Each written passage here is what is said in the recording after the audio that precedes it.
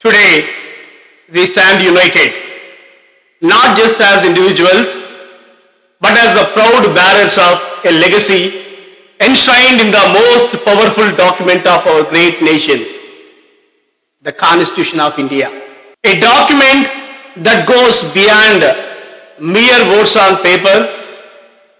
It symbolizes our collective will, our aspirations, and the promises we made to ourselves as a free and sovereign nation. The Constitution of India is nothing short of a masterpiece, a testament to the resilience, unity, and unwavering commitment of a people who rose from centuries of a colonial subjugation to chart their own destiny. Our Constitution is not just a document. It is the embodiment of hope, the manifestation of the dreams of a billion hearts. Every article in our Constitution, every word in the Constitution, it is a beacon of justice, beacon of equality and freedom, written not in ink, but in the sweat and blood of those who fought for India's liberation. It is a living monument to our democratic ideals and ever-evolving guide that shapes and redefines what it means to be Indian. 470 articles, 12 schedules, and a history of 105 amendments, all serving the sole purpose of empowering its people, securing their rights, and ensuring that every voice is heard.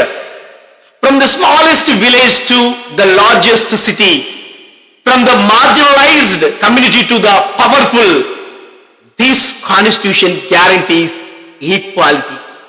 And let us not forget the visionaries who forged this Constitution, led by Dr. Baba Saheb Ambedkar. Their unparalleled dedication crafted a framework that has withstood the test of time, adapted to changing tides, and yet retained its moral compass. They didn't just draft a constitution, they planted the seeds of a nation's soul. The Indian Constitution stands as a towering symbol of democracy, integrity, and universal brotherhood. It is our pride. It is our pride, our guiding light, and reminder that as long as we uphold its principles, India shall forever remain a beacon of freedom and justice in the world. Today, as we dwell into the heart of the Indian Constitution, we explore two significant components of the Constitution, the articles and the schedules. Both of these articles and schedules are the fundamental parts of our Constitution. They both serve distinct purposes, helping to craft the legal, political, and social framework of our country. Let's see these elements to better understand their roles in shaping our democracy. The articles are the individual sections that lay down the laws, rights, duties, powers, and structures of the Indian state and its institutions. These articles form the main body of the Constitution, dictating how the government and judiciary operate, how citizens interact with the state, and how rights are guaranteed. The primary purpose of the articles is to establish the framework of governance. They set the fundamental principles such as the separation of powers between the legislature, executive, and judiciary, the distribution of powers between the union and the states, and the protection of fundamental rights. On the other hand, the schedules are supplementary lists that provide additional details, clarifications, or specific provisions relating to the articles. They act as appendices to the main text of the Constitution organizing certain detailed aspects in a systematic way. The schedules serve to supplement and clarify the articles. While the articles provide the broad legal framework, the schedules contain detailed provisions for implementing specific aspects of governance. The Indian Constitution originally contained 395 articles divided into 22 parts. Over time, through various amendments, new articles have been added and modified. The Constitution originally had 8 schedules, and now after amendments, there are 12 schedules. The articles of the Indian Constitution are the very foundations on which this great nation stands. The articles of the Indian Constitution are the very foundation on which this great nation stands. They define who we are as a country and guide us in building the India of tomorrow. So today, let us embark on a journey through these articles and discover the soul of India. The articles represent the legal, social, and political framework that govern us. They are more than rules. They are a declaration of India's values. They are a declaration of a reflection of our commitment to building a just, inclusive, and progressive nation. Let us see and let us talk about part 1 of articles. Articles from 1 to 4. They refer the union and its territory. We begin with articles 1 to 4, which define the Union of India. India is not just a country, it is a union of states and territories brought together by a shared history, a common destiny, and an unwavering belief in unity amidst diversity. Our territorial integrity and the ability to create new states or change boundaries ensure that we remain flexible, adaptable, and united as one India. That is part 1. And part 2, articles 5 to 11. It talks about citizenship. Articles 5 to 11 deal with citizenship, defining who is an Indian citizen. These articles lay the foundation for belonging. To be an Indian is not just a matter of birth or residence. It is a matter of pride. The Constitution grants us the rights and duties that come with citizenship, reinforcing the bond we share with this great nation. Then comes the part 3, articles from 12 to 35. These are fundamental rights. And now we come to the heart of our Constitution, fundamental rights. Part 3, the fundamental rights. These rights enshrined in article 12 to 35 are the beacon of liberty that guide us. Right to equality, freedom of speech, right to life, right to education. These are not just privileges. They are the birthright of every Indian. They empower us. These rights empower us. They empower us to live with dignity and freedom and ensure that the state remains accountable to the people. But rights are not just about individual freedom. They are about collective justice. They are about collective justice. The right against exploitation ensures that no Indian, whether he is rich or poor, no Indian, rich or poor, is treated unjustly. The right to religious freedom secures our pluralistic fabric, while the right to constitutional remedies ensures that if these rights are violated, the Supreme Court and High Courts are there to protect our rights. Now let us talk about part 4. Article 36 to 51 are these directive principles of state policy. Rights alone do not build a nation. We need guiding principles that push the government to work for the welfare of its people. This is where part 4, the directive principles of state policy in articles 36 to 51 comes in. These are not enforceable by courts, but they are moral guidelines for the government. They remind the state that it must strive to eliminate inequality, improve healthcare, improve education, and ensure equal pay for equal work. These principles are a roadmap for a just and equitable society where every citizen, regardless of caste, creed, or status, has the opportunity to lead a life of dignity and prosperity. Then let's talk about part 5 from Article 52 to 151, the Union. In part 5, we see the articles that define the structure of our union government. Articles 52 to 151 talk about the president, the vice president, the prime minister, the council of ministers, and the parliament. These offices are not just positions of power, they are symbols of responsibility and they are the symbols of service. The President of India is the symbolic head of our nation, embodying the unity of the country.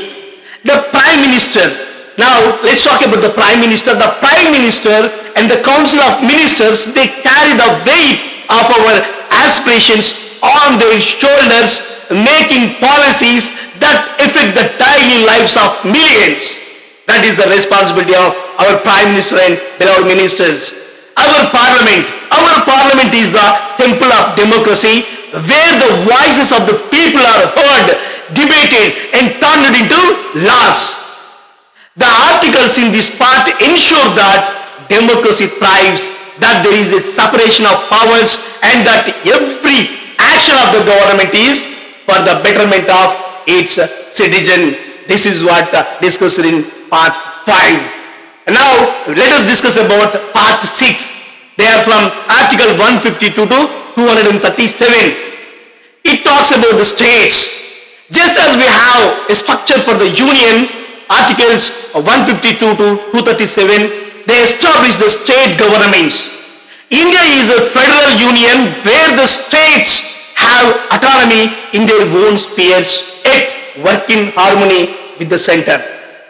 The governors, the chief ministers, the state legislatures all have a role in ensuring that governance is brought closer to the people.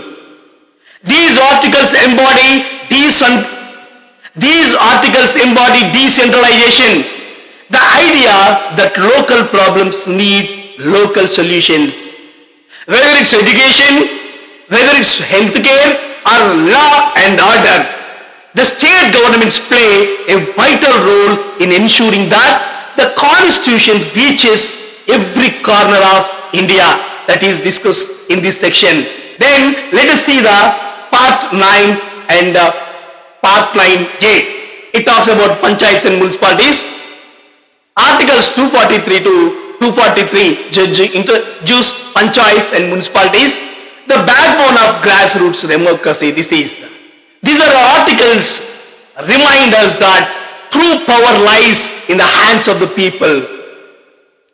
Democracy is not just about who sits in Delhi or the state or who sits in state capitals. It's about empowering the villages, it's about empowering the towns, and it's about empowering the cities. Through panchayats and municipalities, the constitution ensures that local governance thrives, making every citizen a participant in the nation's progress. Then we will see the part 12, articles 265 to 300A. It talks about financial provision. No nation can function without resources. And article 265 to 300A lay down the financial provisions of India. They guide how taxes are levied, how funds are distributed between the center and the states, and how public money is spent. These articles ensure transparency, accountability, and the equitable distribution of resources so that the benefits of growth reach every Indian. In part 18, we find the emergency provisions. Articles 352 to 360 give the government the power to declare an emergency in case of war, external aggression, or internal disturbance. But these powers come with safeguards. The Constitution ensures that Even in times of crisis, the rule of law prevails. The rule of law prevails and democracy is protected. The judiciary articles from 124 to 147, our constitution also provides for a robust judiciary. The Supreme Court and High Courts are the guardians of our constitution, ensuring that every law and every action of the government is in line with the principles of justice and equality. The judiciary stands as the protector of our fundamental rights, ensuring that no citizen is denied justice. The articles of our constitution are not just laws written in stone, but they are promises. Our articles are promises. They are principles, and they are the very foundations of our democratic existence. They represent the hopes of millions of Indians who fought for freedom and who continue to shape our nation, giving form to our ideals and ensuring that we remain just, inclusive and vibrant democracy. Let's talk about the first schedule. This first schedule talks about our nation's geography. The first schedule is where it all begins. A list of all our states and union territories. These names are not just geographical entities. They represent the rich diversity and heritage of our motherland. From the snow-capped peaks of the Himalayas to the vibrant coasts of Tamil Nadu and Kerala, we are one India. From Himalayas to Kerala, from Himalayas to Tamil Nadu, we are one India, a unity in diversity. This schedule serves as a reminder that no matter how vast or varied, we are bound by the same constitution.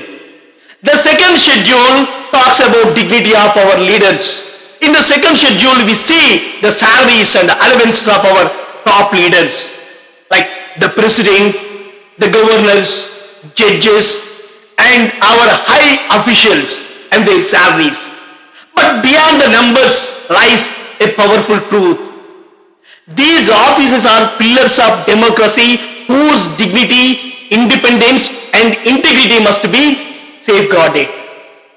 We have entrusted them with leading us, and this schedule reminds us of the value of leadership and responsibility. Then we'll have a third schedule, oath of honor. It talks about oath of honor. When our leaders and officials swear on oath, they commit to upholding the constitution, protecting the rights of the people, and serving with honor and integrity. The fourth schedule talks about ensuring representation. The fourth schedule allocates seats in the Rajya Sabha, ensuring that every state, no matter how big or small, every state has a voice in our federal structure. This is federalism in action, where every corner of India is represented and every voice is heard. Then comes the fifth and sixth schedules. They talk about empowering our tribal communities. The fifth and sixth schedules are special because they deal with the administration of scheduled areas and tribal regions. Our tribal communities are the custodians of ancient wisdom and heritage, and these schedules ensure that their rights are protected, their voices are empowered. We are a country that does not forget its roots, a country that values every citizen no matter how remote their land or distinct their culture. But we safeguard everyone's rights. Then the seventh schedule, balancing power. The seventh schedule is the backbone of our federalism. It divides powers between the union and the states, creating harmony between union and states in governance. The union list, state list, and concurrent list ensure that both the central and state governments have the right tools to serve the people. It's about shared responsibility. It's about working together for the common good. This is how This is how we maintain the delicate balance of power, ensuring that democracy thrives. The 8th schedule talks about celebrating our languages. India speaks in many tongues, and the 8th schedule lists our 22 official languages. From Hindi to Kannada, from Bengali to Malayalam, this schedule celebrates our linguistic diversity. It is a testament to the fact that our strength lies in our diversity, and every language we speak is a voice of India. Here in Telangana and Andhra Pradesh, we speak Telugu as mother tongue. The 9th schedule, protecting justice. The 9th schedule was created to protect certain laws, especially those related to land reforms. It was born out of a commitment to social justice, ensuring that the landless were given opportunities to rise, that the feudal systems of the past would no longer hold us back. This schedule represents our fight against inequality, our determination to lift every citizen regardless of their status or wealth. The 10th schedule, often referred to as the anti-defection law, is about political integrity. It ensures that elected representatives remain true to their mandate and are not swayed by opportunism. It reminds us that loyalty to the people comes first, and that the trust given by voters cannot be taken lightly. The 11th and 12th schedules, grassroots democracy. They discuss grassroots democracy. The 11th and 12th schedules bring democracy to the grassroots level. The panchayats and municipalities form the bedrock of local governance, ensuring that every village, every town has a voice in its own future. This is the beauty of Indian democracy. It doesn't stop at parliament or state assemblies. It flows down to the streets, the villages, and the cities, empowering people at every level. My dear friends, today the schedules of our constitution are not just technical details or dry lists. They are living. The schedules, the articles in our constitution, they are living, they are breathing parts of the Indian democracy designed to uplift, empower and guide us.